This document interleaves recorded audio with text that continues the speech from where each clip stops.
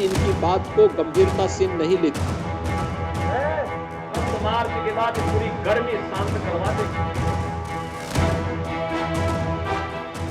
नमस्कार, मैं हूं आपका दोस्त विजय विद्रोही। आप देख रहे हैं अनकट। कैसे हैं आप? उम्मीद है कि आप बेहतर होंगे और जिंदगी आपकी और बेहतर होती चली जाएगी। कुल मिलाकर उत्तर प्रदेश के चुनाव की बात कर लेते हैं। यूपी में बीजेपी हार जाती अगर दो तबकों की तरफ से उसे वोट नहीं मिला होता, दो जगह से उसे वोट नहीं मिला होता। ये बात हम नहीं कह रहे, पत्रकार नहीं कह रहे, विचारक नहीं कह रहे, सोफोलॉजिस्ट नहीं कह रहे। ये बात खुद बीजेपी कह रही है, उत्तर प्रदेश की बीजेपी कह रही है। और ये बात किससे कह रही है? ये बात कह रही है वो प्रधानमंत्री नरेंद्र मोदी से। दरअसल प्रधानमंत्री मोदी का जो पीएमओ है, प्राइम मिनिस्टर ऑफिस, उसने एक रिपोर्ट मांगी उत्तर प्रदेश में बीजेपी से, और बीजेपी ने जो रिपोर्ट दी है वो इंडियन एक्सप्रेस में छपी है। और आपको जानकर हैरानी होगी कि ये जो दो बड़े तबके या वर्ग हम कह सकते हैं या श्रेणी कह सकते हैं जिनका वोट बीजेपी को अगर नहीं मिला होता तो बीजेपी हार जाती, तो ये दो वर्ग क्या हैं? ये हिंदू नहीं है, ज्यादातर हिंदू नहीं है और लाभार्थी भी नहीं है। अरे भाई, ज्यादा अगर हिंदुओं ने वोट नहीं दिया बीजेपी, लाभार्थियों ने वोट नहीं दिया, तो फिर आखिर किसने दिया? फिर बीजेपी जीत कैसे गई? नहीं तो हार कैसे जाती? बड़ा इंटरेस्टिंग। इंडियन एक्सप्रेस की रिपोर्ट कहती है, जो बीजेपी के प्रदेश नेताओं ने तैयार की है, कि 9 करोड़ लाभार्थी थे उत्तर प्रदेश में। इन 9 करोड़ लाभार्थियों में से ज्यादातर वोट बीजेपी को नहीं गया।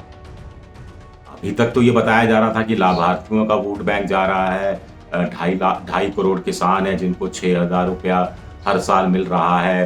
15 करोड़ ऐसे लोग हैं जिनको 5 किलो अनाज मुफ्त मिल रहा है। इन 15 करोड़ लोगों में नाबालिग भी थे, 18 साल से कम उम्र के भी थे। ये भी आपको देखना है। शौचालय वाली योजना है, उज्ज्वला योजना है, उजाला योजना है, प्रधानमंत्री आवास योजना है, लेकिन नहीं मिला ज्यादा।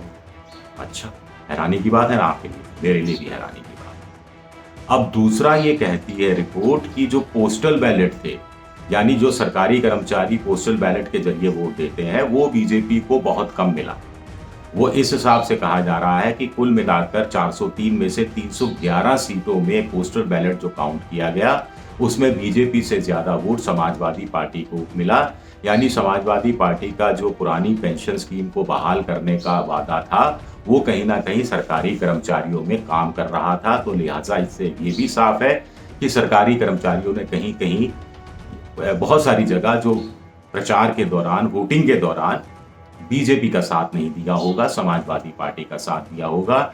4,14,000 पोस्टल बैलेट से वोट पड़ता है, जिसके अंदर आप समझ लीजिए कि 2.25 लाख के आसपास समाजवादी पार्टी को वोट मिलता है और 1,48,000 के आसपास वोट बीजेपी को मिलता है। तो पेंशन वालों, सरकारी पोस्टल बैलेट वालों ने वोट नहीं दिया, लाभार्थियों ने ज्यादा वोट नहीं दिया। बीजेपी को हालांकि वोट मिला था पिछली बार के मुकाबले। पिछली बार बीजेपी को मिला था 3 करोड़ 45 लाख, इस बार मिला करीब 3 करोड़ 80-85 लाख, तो ज्यादा वोट मिला। लेकिन फिर एक ये चीज कहती है कि बीजेपी हमेशा दावा करती है कि इतने करोड़ सदस्य हो गए, दुनिया की सबसे बड़ी पार्टी हो गई। ये कहा गया कि 18 करोड़ उनके पास प्राथमिक सदस्य हैं जिन्होंने बीजेपी की सदस्यता ली है उत्तर प्रदेश में। 80 लाख लोग 2022 के विधानसभा चुनाव से पहले जुड़े, लेकिन फिर भी वहां कुल मिलाकर 2 करोड़ 90 लाख इस तरह के लोग थे, लेकिन फिर भी वोट तो इतना नहीं पड़ा। इसका मतलब कुछ ना कुछ फजिंग होती है, आंकड़ों में कुछ ना कुछ गड़बड़ी होती है।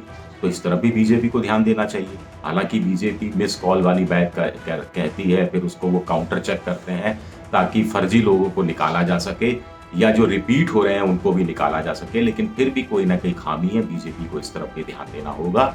तीसरी सबसे बड़ी बात, सबसे इंपॉर्टेंट बात जो है वो ये है कि अपना दल हो, जिनके साथ कुर्मी रहे, चाहे फिर निषाद हो, निषाद पार्टी, इन लोगों के जो उम्मीदवार थे उनकी तरफ तो बीजेपी के वोटर ने वोट दिया, यानी बीजेपी का वोट तो गठबंधन में इनको ट्रांसफर हुआ।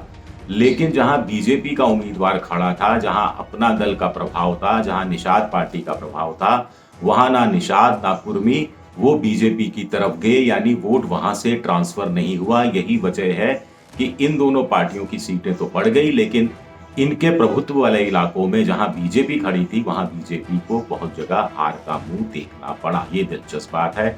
ओबीसी हटक रहा है, छिटक रहा है ओबीसी उत्तर प्रदेश में। बीजेपी खुद कह रही है, कुर्मी हो, कुशवाहा हो, फिर निषाद हो, पाल हो, शाक्य हो, ऐसे और भी बहुत सारी जातियों के नाम लिए हैं बीजेपी की रिपोर्ट में, जिनका वोट समाजवादी पार्टी की तरफ गया, जो 2017 में उनकी तरफ आया। एक और चीज ये बात रिपोर्ट कहती है कि मुसलमानों का एक तरफा वोट अखिलेश के पास गया, लेकिन उस अनुपात में हिंदुओं का एक तरफा वोट बीजेपी के पास नहीं आया। तो ये बीजेपी के लिए खतरे की संकेत है, खतरे की घंटी है, इस हिसाब से अगर हम विश्लेषण करें 2024 के लोकसभा चुनाव के मद्देनजर। तो अब आप कहेंगे अंत में कि साहब फिर बीजेपी को वोट किसका मिला, भाई जीत कैसे गई बीजेपी? रिपोर्ट इसमें कहती है कि जो बीएसपी का वोटर था वो बीजेपी के पक्ष में चला गया, यानी जो 12% जाटव है, जो 8% अन्य दलित है और थोड़ा बहुत और वोट होगा, उसमें खास तौर से जाटव 12% और दलितों में से भी हो सकता है 2-3-4%, वो बीजेपी के पास चला गया, जिसने बीजेपी की लाज बचा ली। नहीं तो बीजेपी की अपनी गठबंधन के साथ मिलकर 273 सीटें नहीं आती। हो सकता है बीजेपी हार जाती, योगी जी हार जाते, हो सकता है योगी जी बामुश्किल जीत पाते, 203 का बहुमत का आंकड़ा है, तो थोड़ा सा और ऊपर जा पाते। तो ये एक रिपोर्ट कहती है। और दूसरा रिपोर्ट कहती है कि जो फ्लोटिंग वोटर होता है, जो अनडिसाइडेड वोटर होता है, जो अंतिम समय में तय करता है, उसका बड़े संख्या में बीजेपी की तरफ झुकाव हुआ, इसलिए बीजेपी की सीटें बढ़ गई, इसलिए बीजेपी चुनाव निकालने में, जीतने में कामयाब हो गई। ये भी बड़ी चीज है। वैसे आजकल देखा गया है कि अंतिम समय में ज्यादातर वोटर फैसला करने लगे हैं।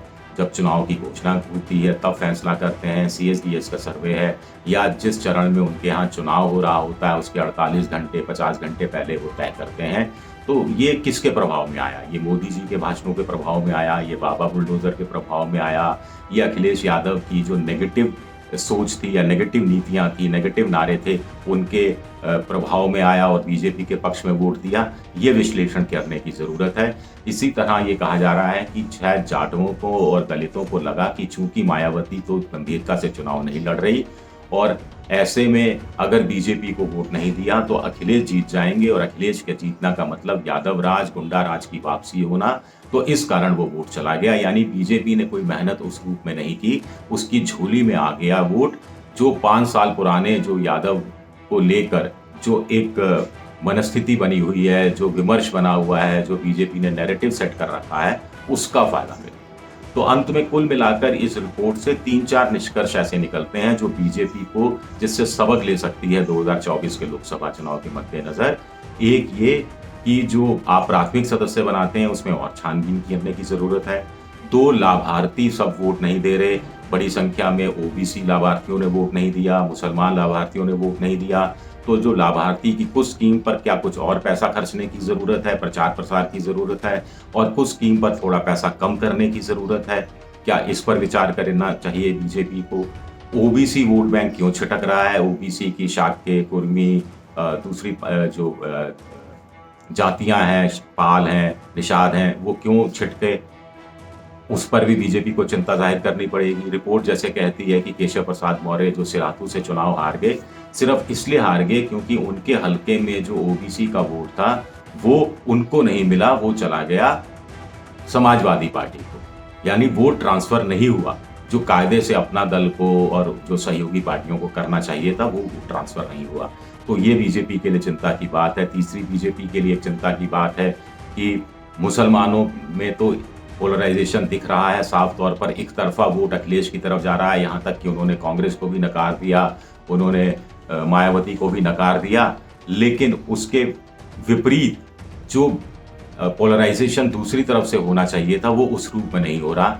हालांकि कुछ लोग कह रहे हैं कि करीब 45-50% हिंदू रेडिकलाइज हो चुका है, लेकिन वही प्रशांत किशोर की बात कि 2 में से 1 हिंदू ने बीजेपी को वोट नहीं दिया। 2 में से 1 हिंदू ने दिया, लेकिन 2 में से 1 ने नहीं भी दिया। तो ये भी एक बड़ी इंटरेस्टिंग चीज है जिस तरफ बीजेपी को ध्यान देना पड़ेगा। तो मोटे तौर पर ये जो प्रधानमंत्री के दफ्तर को जो ये रिपोर्ट भेजी गई है वो मोटे तौर पर इन बातों की तरफ ध्यान दिलाती है। योगी जी आपको ध्यान होगा 80-20 की बात करते थे, 80-20, तो इसका मतलब ये निकाला गया 80% हिंदू हैं, 20% मुसलमान हैं। लेकिन 20% ही सहारा बने योगी जी का। अगर ये 20% नहीं आते तो मोदी योगी जी हार जाते। ये 20% कौन से हुए? 7-8% जो अनडिसाइडेड वोट जो बीजेपी के पक्ष में गया, और 12-13% जाटव वोट और थोड़ा दलित वोट जो बीजेपी के पक्ष में गया, इसमें से बड़ा हिस्सा। तो ये 12% और 6-7-8% डिसाइडिंग वोट, और 20% ने ही योगी जी की लाज बचा ली। तो ना बुलडोजर चला, ना कानून व्यवस्था चली, ना मुफ्त राशन चला।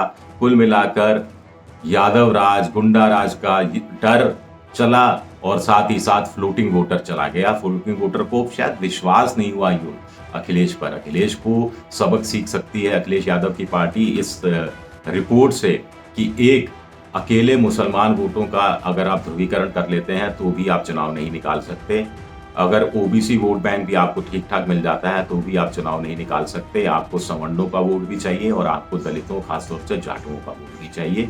ये चीज गांठ बांध लेनी चाहिए अखिलेश यादव को। दूसरा, उनको ये भी समझ में लेना चाहिए कि फ्रीबीज देना हमेशा आपके पक्ष में नहीं जाता। बड़ी बड़ी योजनाओं की घोषणा कर देना आपके पक्ष में नहीं जाता। विपक्ष में है तो आपको 5 साल जमीन पर भी रहना पड़ेगा ताकि आप जनता के विश्वास को अर्जित कर सकें। जनता का विश्वास आसानी से अर्जित नहीं होता, इसमें समय लगता है। और अखिलेश को एक बात और समझनी चाहिए कि कुल मिलाकर नेगेटिव पॉलिटिक्स नहीं चलती। आपको सरकार की आलोचना करनी है, बेशक करनी है विपक्षी दल के नाते, लेकिन सिर्फ आप आलोचना ही आलोचना करते रहें, अपना विकल्प पेश नहीं करें। जनता के पास रोड मैप नहीं दे अल्टरनेट पे, ये इन्होंने ये गलत किया, ये तो जनता जा ही रही है यार, ये तो जनता को पता है, जनता भुगत ही रही है। तो आप कम से कम अपना एक रोड मैप लेकर आए कि हम आएंगे तो हम ऐसे योजना पर अमल करेंगे, इसके लिए पैसा यहाँ से लाएंगे, वहां से लाएंगे, साल में इतनी नौकरियां कैसे देंगे, इसके लिए किस तरह से सिस्टम को ठीक किया जाएगा, सुधारा जाएगा। तो उस तरफ अखिलेश ने ध्यान शायद नहीं दिया, सिर्फ गठबंधन के भरोसे पड़े रहे। बीजेपी को भी गठबंधन का भरोसा था, लेकिन देखिए वहां कैसे वो खतरे में आ गई। तो ये प्रधानमंत्री के दफ्तर को भेजी गई रिपोर्ट बीजेपी की बहुत कुछ कहती है, सभी पार्टियों के लिए सबक है। 2024 में सवाल उठता है कि इससे कौन बड़ा सबक लेगा। शुक्रिया आप सबका, बहुत बहुत शुक्रिया।